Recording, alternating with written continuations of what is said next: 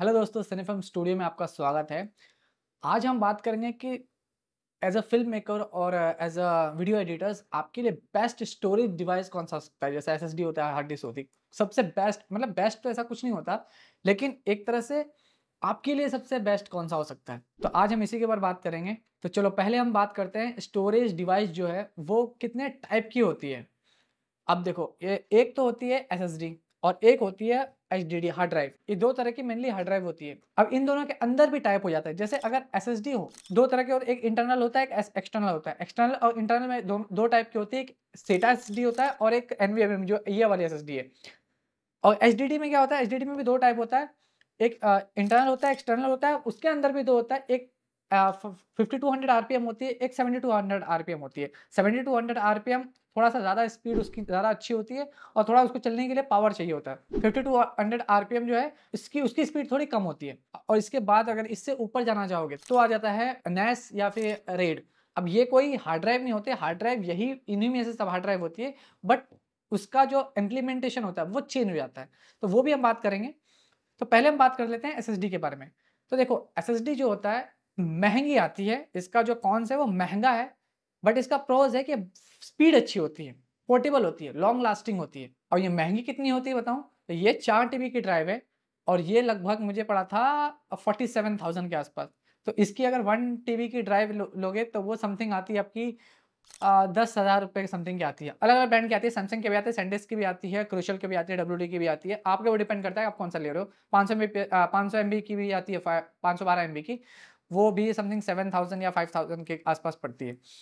तो अगर आप एडिटर हो या फिर फ़िल्म मेकिंग में हो, तो आपके पास बेस्ट जो होगा वो एसएसडी होगा, ठीक है? क्योंकि इसकी स्पीड अच्छी होती है, 1000 एमबीपीएस की ये स्पीड है, बट अभी मेरा मैकबुक में पता नहीं प्रॉब्लम क्या, मतलब प्रॉब्लम मेरे मैकबुक ने क्या चूतिया मैकबुक वालों ने किया है कि स्पीड ही मतलब ये है 3.2 जेन 2 एसएसडी है और जो मैकबुक सपोर्ट करता है 3.2 जेन 1 सपोर्ट करता है, जेन 2 को स्किप करके डायरेक्टली यूएसबी 4 डाल दिया है। मतलब क्या भांग खा के इन लोगों ने बनाया था मुझे नहीं पता। तो इसकी स्पीड वहाँ लिमिटेड हो जाती है। अगर आपके पास अगर सिस्टम है जिसमें 3 पॉइंट जेन 2 सपोर्ट करता है तो 1000 एमबीपीएस के आस-पास रहेगी, लेकिन इसमें 600 एमबीपीएस की आती है जो मेरे लिए इनफ है। 4K 6K वीडियो एडिट करने के, रॉ भी वीडियो एडिट हो जाती है, इस पे नॉट एन इश्यू होती है। तो इसको अगर एसएसडी लेते हो तो मिनिमम जो आपका स्पीड होना चाहिए देखना है, वो आपको 500 एमबीपीएस होनी ही चाहिए। उससे कम अगर एसएसडी की स्पीड है तो प्लीज़ एसएसडी को कंसिडर मत करना। तो अब एसएसडी में क्या होता है, 2-3 टाइप के 2 टाइप की एसएसडी आती है। एक हो गया इंटरनल एसएसडी, एक होता है एक्सटर्नल एसएसडी। तो अब क्या होता है इंटरनल एसएसडी में जो अगर आप कंप्यूटर बना रहे हो तो बेसिकली आप इंटरनल एसएसडी ही लगाना और एक्सटर्नल एसएसडी आप ले सकते हो।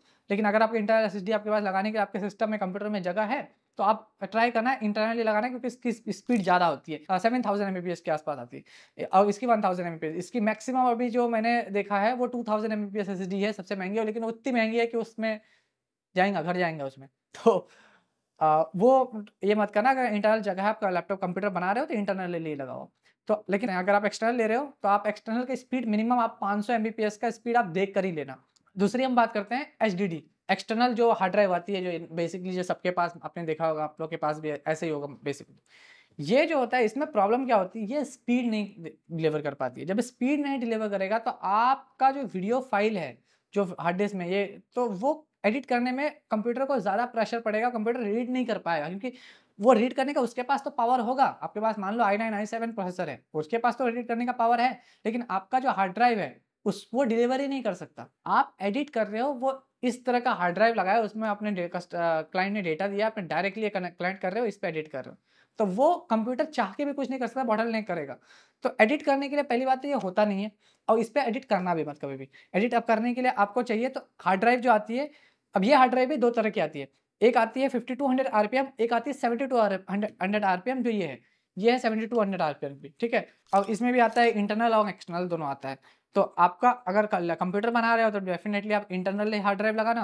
अब अगर आप कंप्यूटर नहीं बना रहे हो, जैसे लैपटॉप है, तो आप एक्सटर्नल 5200 आरपीएम वाला और 7200 आरपीएम में से जो जिसकी स्पीड 100 एमबीपीएस मिनिमम है, वही लेना। उससे नीचे मतलब एडिट के लिए मत लेना। हाँ, डेटा बैकअप के लिए आप यही सब लेना, ठीक है? जैसे आप मान लो एडिटर नहीं हो, फ़िल्म मेकर से, तो आप डेटा बैकअप के लिए इसको ले सकते हो, नॉट एन इश्यू। इसको इसको ले सकते हो, यही एक चारा आपके पास, सस्ता और टिकाऊ, अच्छा खासा चलता है, तो आप इसके लिए ले सकते हो। लेकिन अगर आप एडिटर हो, तो आप मैं बताऊँ एडिटर, अगर आपको हार्ड ड्राइव ही लेनी है तो आप ले लीजिए लासी की एक हार्ड ड्राइव आती है, ये भी लासी की है बट ये थोड़ी सी महंगी है, ठीक है। तो क्योंकि 7200 आरपीएम या 14 टीबी के समथिंग आपको पड़ा था मेरे को 50 नहीं, हाँ 48 या 50,000 के आसपास ही पड़ा था। लेकिन अगर आपको सस्ता में जैसे चाहिए इसके 1 टीबी या 2 टीबी, तो लासी की ही ऐसी वाली पोर्टेबल हार्ड ड्राइव आती है, रगेड में आती है, जो जिसकी 130 एमबीपीएस समथिंग है उसकी स्पीड। तो वो समथिंग आपको 7000 या 8000 के ऊपर पड़ जाएगी। इससे थोड़ी महंगी पड़ेगी, लेकिन इससे उससे सस्ती ही पड़ेगी, मतलब एसएसडी सस्ती पड़ेगी और उस पे आप एडिट कर सकते हो, 4K वीडियोस तक आप उसमें एडिट कर सकते हो। अब वो अच्छी एडिट करने के लिए। अब उसके बाद आते हैं रेड और नेस के ऊपर। ये कोई अलग हार्ड ड्राइव नहीं है, ये यही हार्ड ड्राइव होती है, यही सब। बट इसको एक एल्गोरिदम, एक सॉफ्टवेयर से उसको हम स्पीड बढ़ाते हैं। अब कैसे बढ़ाते हैं, क्या होता है देखो, रेड 0, रेड 5, रेड 1, ये अलग-अलग टाइप का एक रेड का फॉर्मेट है, फॉर्मूला है, जिसको हम यूज़ करते हैं। अगर आप विंडोज़ यूज़ करते हो तो आपके पास विंडोज़ में ऑलरेडी ये सिस्टम होता है। अब रेड 2 तरह से होता है एक्चुअली, हार्डवेयर लेवल पे भी होता है और सॉफ्टवेयर लेवल पे भी आता है। हार्डवेयर लेवल पे अलग से आपको हार्डवेयर लगाना पड़ता है और सॉफ्टवेयर लेवल पे आपके कंप्यूटर में, आपके माय कंप्यूटर में जाके वहाँ पे आप डिस्क मैनेजमेंट में जाओगे ना, तो वहाँ पे आपको मिल जाएगा कहाँ पे ये है, कैसे रेड करते हैं। तो अब रेड में क्या होता है, 2 हार्ड ड्राइव, मान लो ये एक हार्ड ड्राइव है जिसकी एमबीपीएस मान लो ये वाला एक 100 एमबीपीएस की स्पीड है, इसकी भी 100 एमबीपीएस की स्पीड है मान लो। तो अब क्या करना है, अगर हम ये यूज़ करते हैं, अगर डायरेक्ट कंप्यूटर, तो 100 एमबीपीएस हम यूज़ कर पाएँगे इसका। लेकिन अगर हम ये कंप्यूटर को एक रेड में कॉन्फ़िगर कर देते हैं, रेड में कॉन्फ़िगर करने से क्या होता है, ये दोनों को कॉन्फ़िगर करने के बाद इन दोनों का स्पीड मतलब एक साथ मिल के चलेगा अभी। अब क्या होगा, जो 100 एमबीपीएस की थी, अब ये दोनों मिल के 200 एमबीपीएस है, लेकिन 200 एमबीपीएस डिलीवर नहीं होगा, कुछ लॉस भी होता है, तो 180 एमबीपीएस मान के चलो। तो 180 एमबीपीएस स्पीड डिलीवर करेगा। रेड में अलग-अलग रेड होता है, रेड 1, रेड 2, रेड 3, वो इसका एक अलग सिस्टम है, फॉर्मूला है, वो आप देखोगे, आप क्या नाम है उसका, यूट्यूब पे सर्च करोगे बहुत सारा मिल जाएगा, नहीं मिलेगा कुछ, अगर आपको चाहिए तो मैं भी बता दूँगा, बट ऑलरेडी बहुत सारी वीडियोज़ पड़ी हुई है, तो आप जाके देख लेना। रेड वो आप नॉर्मल कंप्यूटर में कर सकते हो आप चाहो तो। अब एक हार्डवेयर लेवल के पे आता है, तो हार्डवेयर लेवल पे आपको एक हार्डवेयर खरीदना पड़ेगा, जिसमें आप डायरेक्टली हार्ड ड्राइव, इंटरनल जो हार्ड ड्राइव आती है, जो वो डायरेक्ट लगाया जाता है, लगाने के बाद वो रेड में कॉन्फ़िगर हो जाता है। और इसकी एजेंसी भी होती है, बहुत सारी एजेंसी भी है इसकी, जो ये सब काम करके देते हैं। तो इसके बाद आता है, ये रेड का मतलब समझ में आ गया आपको। ये भी नॉर्मल, ये एसएसडी से भी रेड बन सकती है, हार्ड ड्राइव से भी, मतलब जो एचडीडी है इससे भी रेड बन सकती है। तो उसमें कोई ये नहीं है कि मतलब उसके लिए कोई हार्ड ड्राइव होता है। उसी तरह नेस का भी कोई हार्ड ड्राइव अलग से नहीं होता है, वो इसी सब सॉफ्टवेयर से वो नेस बनता है। नेस में क्या होता है, मान लो आपके पास एक टीम है, अब उस टीम में एक प्रोजेक्ट है, उस पे 2 लोग काम कर रहे हैं, मान लो एक कलर कर रहे हैं, एक एडिट कर रहा है, या तो फिर मान लो कुछ ही भी हो जाए, 2 लोग एक ही प्रोजेक्ट पे काम कर रहे हैं। तो अब क्या होता है, मान लो आपके पास एक 10 जीबी की फाइल है, टोटल एक प्रोजेक्ट है, तो एक आप वो 2 हार्ड ड्राइव में कॉपी करोगे, ठीक है? क्योंकि एक हार्ड ड्राइव एक बंदे के पास होगा, दूसरा हार्ड ड्राइव दूसरे एडिटर के पास होगा, ठीक है? तो अब उसमें क्या होगा, आपका है तो डेटा 10 जीबी, लेकिन ले लिया कितना, 20 जीबी, क्योंकि इसमें भी 10 जीबी ले लिया, इसमें भी 10 जीबी ले लिया, जगह 20 जीबी आपका घेर लिया। तो नेस में वही फ़ायदा होता है, नेस में क्या होता है, वो 10 जीबी फाइल ईथरनेट केबल से, जितने भी सिस्टम है आपके पास, डायरेक्टली उसमें लगाओगे, उसमें यूज़ करना चालू हो जाएगा। वही डेटा 10 जीबी डेटा, लेकिन वो 10 जीबी सब लोग एक साथ यूज़ कर सकते हैं। बट थोड़ा वो महँगा पड़ता है। अब वो महँगा भी है, एक तरह से देखा जाए तो सस्ता भी है। अब किसके लिए महँगा, किसके लिए सस्ता बताता हूँ। महँगा उसके लिए है जो डायरेक्टली नया सिस्टम बना रहा है, नया नेस बना रहा है, उसके लिए महँगा पड़ेगा। और सस्ता उसके लिए है, एक तो सस्ता उसके लिए है जिसका काम ही मतलब बहुत ज़्यादा एडिटर, बहुत काम है, मतलब उसके पास इतना काम है कि मतलब लाखों का काम है, तो उसके लिए वो नेस ही सस्ता है। लेकिन एक दूसरी तरह से सस्ता किसको है, मान लो आपके पास एक ऑलरेडी पुराने कंप्यूटर पड़ा हुआ है, अब पुराना कंप्यूटर है, अब उसमें आपको नेस बनाना है, तो पुराना कोई भी कंप्यूटर है, उसमें आप नेस बना सकते हो, उसको विंडो को फॉर्मेट मार दो, तो नेस का एक ऑपरेटिंग सिस्टम आता है, उसको इंस्टॉल कर लो, उसको कंप्यूटर को आप नेस बना लो, उसमें जितना चाहे उतना हार्ड ड्राइव लगा लो, वो नेस ऐसा काम करेगा, आप उसको ऐसे यूज़ कर सकते हो। अब वो नेस में ही रेड कर दो, तो रेड तो उसकी स्पीड और बढ़ जाएगी आपको। तो जो उसमें कर सकते हैं, मतलब बहुत ईज़ी है, बहुत हार्ड नहीं है, अब बेसिक है आपका। वीडियोज़ अब यूट्यूब पे बहुत सारी पड़ी भी है, आप देख के डायरेक्टली नेस बना सकते हो, कोई बहुत बड़ा उसमें रॉकेट साइंस नहीं है, डायरेक्टली बन जाएगा।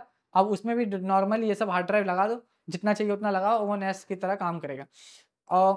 लेकिन उसमें एक नेगेटिव, मतलब एक थोड़ा-सा महँगा वहाँ पड़ जाएगा आपको। पुराने कंप्यूटर में हो, उसमें जो 8J45 जो केबल होता है, लैन केबल, उसकी स्पीड नहीं होती। मिनिमम आपको फिर एक पीसी है आपके पास, जो लैन पोर्ट लगाना पड़ेगा, जिसकी जो मिनिमम 2.5G जो होता है, कम से कम इतना तो होना ही चाहिए आपके पास अगर आप NAS बना, वो एक लगाने का अलग से आपको खर्चा पड़ेगा अगर आप पुराना सिस्टम को कन्वर्ट कर रहे हो तो। तो ये एक उसमें मिलेगा। तो एज़ अ फ़िल्म एडिटर, अगर आप वीडियो एडिटर या फ़िल्म एडिटर या वेडिंग एडिटर हो, जो भी हो, अगर आपका काम आप अफ़ोर्ड कर सकते हो, तो आप प्लीज़ एसएसडी अफ़ोर्ड करो।